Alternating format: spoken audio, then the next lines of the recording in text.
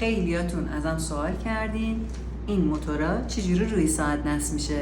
پس بیاین یک بار برای همیشه این مشکل رو براتون حل کنم.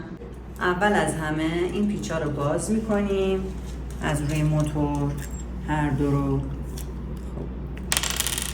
بعد ساعت رو برمیگردونیم به پشت. این قسمت میاد نصب میشه.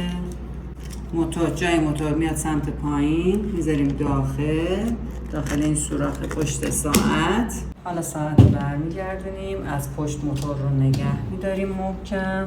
حلقه اول رو میندازیم، بعد پیچش رو با دست خیلی راحت ست میکنیم.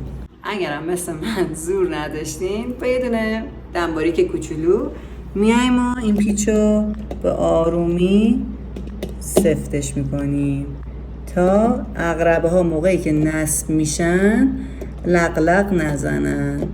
حالا بریم برای نصب این عقربه ها. یه ساعت شمار داره، یه دقیقه شمار داره، یه ثانیه شمار داره. اول از همه ساعت شمار که حلقه بزرگتری رو داره خیلی آرومه از دو طرف دستتون رو میذارید و یه فشار ریزی میدید، یه تق ریزی میکنه جا میفته. بعد دوباره دقیقه شمارش رو میذاریم، خیلی آروم از دو طرف یه فشار ریزی میاریم، یه تق کوچولو صدا میده. این دوتا نباید زیاد به هم بچسبه و یه فاصله داشته باشه.